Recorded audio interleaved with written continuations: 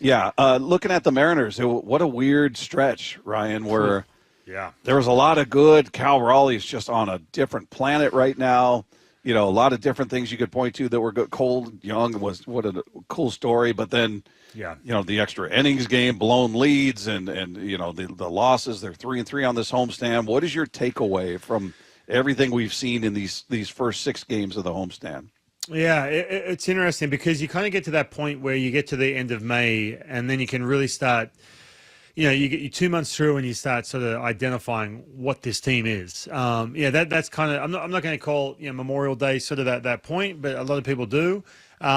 But, you know, you're not a month in where all of a sudden you get hot for 2 weeks and then that kind of sets you up for a good month. No, you're 2 months in, so you really get a good feel for what they're doing. But, yeah, what a crazy homestand. I was over on the East Coast sort of watching from afar, staying up late to watch some of the games. And I was like, man, I don't know if I can stay up this late because of some of the extra innings. But that was absolutely wild. The one thing I will say with this team, something we didn't see last year, you get late in the game. And if you remember, we talked about this for multiple years about those one-run games, those close games. Well, they run off pitching. They run off that really good bullpen. And then last year, to be honest with you, when you look at some of the numbers, one-run games weren't that good. And then this year, they've been pretty good in those situations. So as I say to you guys multiple times, offense does not have to be a juggernaut. And I'm telling you, like you go back to the last 6 and the handful of at-bats, JP's picked it back up. He's hitting 364 in the last 6 games.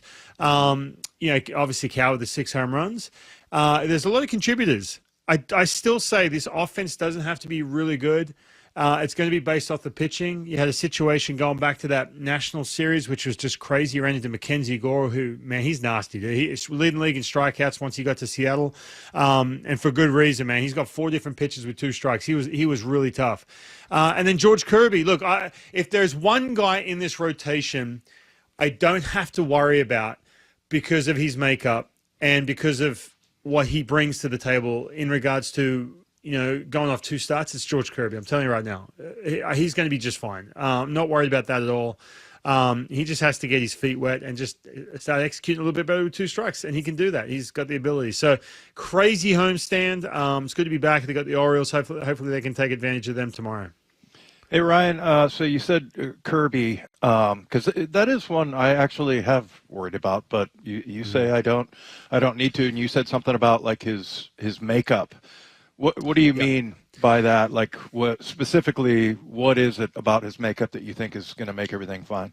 Well, usually, like, I'm not going to go and compare 5 different starters here in regards to the rotation when they struggle. George Kirby, when he struggles, he'll miss a pitch, and then he gets, I use the word stubborn all the time. He gets back in the strike zone like, all right, I'm on the attack.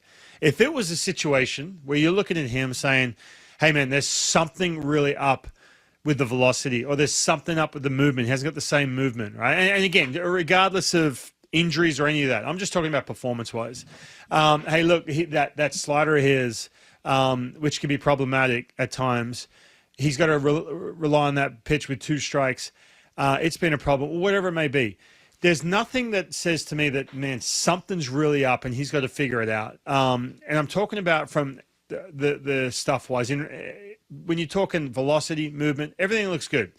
Now, in regards to the makeup, he's not one to sit there and all of a sudden over-process and try and reinvent the wheel. And we see guys do that. Hey, look, I was guilty of doing that. I went from 2009 where I had it all figured out to all of a sudden getting smashed in 2010 and I had to over-process everything. It was just a downhill spiral. He's completely different. He's oblivious today. He's like, no.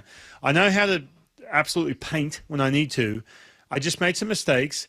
Like that Josh Bell home run, for example. He missed with that fastball up and in. I remember I was watching it. And he went fastball up. He laid off it, and then all of a sudden, Josh Bell's just straight sitting on fastball and let it get a little deeper on him because it was up and away. And it was that perfect, absolute wheelhouse pitch for him. And I saw that a few times. And so I think with George Kirby, once he just gets out of the middle of the strike zone, which he will, and just cleans up some of these counts and wins some of these counts, man, it's going to be a complete light switch. I really believe that. What was your takeaway from Bryce Miller's start? Because we were talking about it earlier, 4 innings, 3 runs, 1 walk, a home run, 71 pitches. It looks, if you're just looking at the line, Very similar to the other starts this year, yet his commentary after the game was distinctly different, where he was talking just, we'd heard those cuts, Ryan, where he's like, I just don't feel good. I haven't felt good all year. And this one, he's like, hey, I felt great. I cut loose in that first inning, and I was, this pitch and that, everything felt good physically. So I guess that's the difference. But did you see a difference in terms of what he was doing out there on the mound? Well, I said this when I saw him get activated. I'll be honest with you, and I've talked to you guys about this, man. Look, Bryce Miller is so good, and he is so important to this team, as we all know. For him, when you're talking that last 3 months, the second half, when the starting pitching is going to take this team and take it to October, in my opinion. I want to make sure that all the stuff he was dealing with and some of those post-game comments that you talked about, you referenced to, are in the rearview mirror. So I think watching him pitch, it wasn't this situation where you expect him, okay, well, if he's on paper, if he's healthy, he's off the IL, he's had a breather, he should be totally fine. There's still some elements with maybe it's some second guessing or whatever it may be. Now, I said this, and I'll be the first to say it to Bryce Miller. I was kind of surprised that he didn't go to AAA and face some hitters at game speed and figure out, all right, with 2 strikes, if I can get this really good finish and extension and everything feels right on this split and it doesn't float up there, it's got that good late life, man, all of a sudden, what does that do to my confidence? And you do that a couple of times at AAA. And I don't want to hear anyone who's listening saying, oh, well, that's AAA. It's not the big. Trust me, those guys are really, really good in AAA. They're really tough hitters. And you do that, and 60 feet away, you get that reaction, regardless of what an iPad says or what a training staff says or anything. And you say, oh, okay, there it is, man. That's that big weapon. Now I can go fastball at the top of the strike zone, get that good finish on that split, be in the zone with it, don't have to be perfect, and the bottom's going to fall out of it. I still, to me, watching him throw, I still don't think he's quite just there yet. He will get there. I was just a little surprised to see him come back the way as quick as he did, and to be out facing major league hitters with that mindset. I still feel like he's not quite sure what he's doing just yet. Hey, we've been talking about Cal Raleigh pretty much all year. I mean, it's just been amazing. I think he's only got 1 error so far, and that's very Cal-like, obviously. But especially, with the number of times that he is, in the middle of it. But yeah, I mean, are you to the point where we were expecting him to hit a home run last night or yesterday? Up in the 9th inning, you're just thinking, oh, he's just going to do it. I mean, it's almost to that point now. What do you see that's making it almost easy for him? And I know it's not. I know it's incredibly difficult, but it's just like you expect a home run. Yeah. Well, I was sitting 20 rows back. My bad, not bragging. Good seats right behind the plate. But I was sitting with Lennox, my 6-year-old. I was at the game in the seats yesterday. Just getting absolutely hounded by fans. It was like, no, I'm just here right now. Sorry, I'm trying to double down on my stupid jokes. No one could care less. I was having a blast, man. We had a boys' weekend. Lennox and I had a great weekend, and so I took Lennox to the game. We sat 20 rows back, and I said, "Oh, here comes Cal," And I'm not going to lie to you. I watched the at-bat prior to that, and I snuck upstairs because I had my computer upstairs in the radio booth. I was doing radio with Shannon, and I wanted to watch on the screen and kind of see how Paddock was going to face Cal, because he's getting to that territory the Aaron Judge territory, where it's like, if you don't have to pitch to him, don't.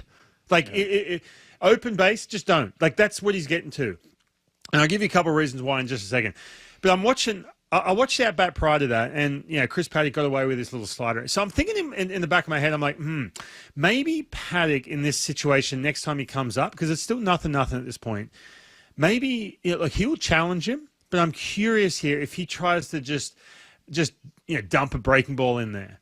And lo and behold, he did, and whack down and in. And I swear that I wish Lennox was here and I wasn't smashing pickleballs at him.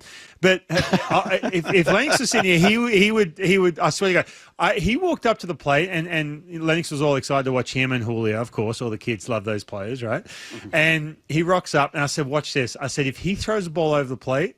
I said, if he tries to throw a curveball, he's going to smash this one. Because look, Lennox, a 6-year-old, doesn't want to watch someone walk, right?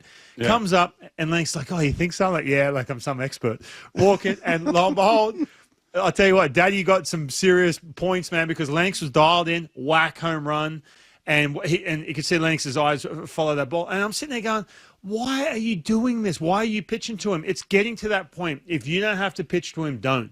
Go at Randy. And I think Randy's got to be high-fiving Cal harder than anyone here because he's going to get some pitches to hit coming here soon because it is getting to a point, man, where there's really not those holes. And if there's a situation where, like, for example, when he's hitting lefty, breaking ball down under the hands outside the strike zone, a little bit of extra chase on that pitch. That's a bit of a black a zone for him. You can get him. A couple other areas too. And then all of a sudden, that lasts for 2 days. And then, boom, all of a sudden, he's laying off that pitch. You got to come back in the strike zone. Whack. That's what you're starting to see from Cal. There's just this not this consistent way to get him out. And I was just shocked that, Chris Patty, he pitched really well and good for you for challenging him. But that pitch, man, I know you got away with one, the at-bat to strike him out and a hanging slider before that. And he comes back in, breaking ball. I was like, oh, man. But, hey, good for him. That's what good hitters, the best, the elite hitters do. You make a mistake. First pitch, last pitch, they're going to get you. What is your, we've been saying this whole season to this point, Munoz, he's going to give up a run at some point. Mm-hmm. He's not going to end the season with a 0 ERA. Right. So it happened. He got touched up a bit. He gave up 3 in one game, which, you could live with. It's going to happen. But the fact that he came out in his very next appearance and, the slider wasn't as sharp. He was having trouble locating it, gave up another run. Did you see anything that concerns you at all, or are we just looking at this? That's baseball, man. Well, I'm laughing because before I even came on, I'm thinking to myself, what are they going to ask me? They're going to ask me about Randy Johnson. They're going to ask me about Cal, And I know you're at the VMAX, so you want me to get off so you can go back to your little football conversation until I get it. But, our little football conversation. But hey, I knew that was a shot at me. I had it rattling around. It wasn't a shot at you, Dave, I promise. But I had it rattling around in my head that Bob is going to go straight up. Instead of bugging me about Everett Aquasox flyers of my camp, he is gonna say, "Hey man, he gave it up the first night. Why is he giving up the second?" I just had that rattling around. Now look, I was kind of shocked too yesterday. I thought, okay, with as good as Andrés Muñoz is, look, doesn't have to be perfect because he throws gas. However, he did this 2 days in a row, and I've seen this a little bit early on in the year. It takes him a little bit to find that slider. That slider is nasty, right? We all know that. But what I noticed the game when I were in the City Connect unis a couple nights ago when I was watching the video, and then watching him yesterday, the big thing, the reason that slider is so tough to hit is because you got to protect against 100. We know that. You got to protect against movement on that two seam, and you notice when he can throw a fastball, doesn't have to be perfect, but let's say middle away, and then that slider comes out of that same tunnel, out of that same chute.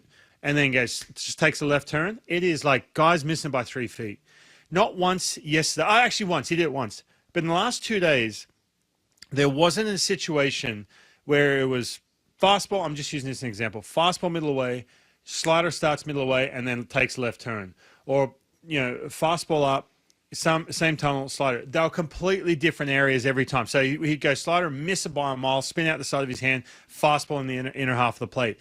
And so when you do that, and when you try and sequence, these hitters are so good, man. Even if you throw on 100, they can eliminate a pitch. And you notice the Twins, that not the whole inning, but for just enough, they're able, and they did it, for the last couple of days. They just eliminated that slider. It was like, all right, you're going to throw this pitch, whatever. I'm just sitting straight dead red because they didn't have to protect against the sequence of the fastball and slider, if that makes sense. Hopefully it does. And so I've seen that a couple times, from him early on in the season, but he's been able to make that, that 20-second adjustment. Just didn't have a chance to make that adjustment the last 2 days. Again, bullpen arms, you guys said it. He's not going to have a 0 ERA at the end of the year. Once it's all said and done and he's sitting on 40 saves and you look back, oh, yeah, hey, Bob and Dave, remember back in May and at the end of May or whenever, June, whatever it was, you'll be like, oh, I don't think I remember that. We were talking football, weren't we? Yeah, exactly. Yeah, that's right. So, look, that happens. I was shocked to see it 2 days in a row because he's been so quick to make that adjustment on that slider and tunnel those two pitches, but he just couldn't for 2 days. He'll be good, though. He's all good. Yeah. He is Ryan Rowland-Smith joining us each and every Monday talking Mariner baseball. And when you see him at a baseball game, let him. It's tough being him. Just let him enjoy his meal. Let him enjoy the game. Enough pictures, enough autographs.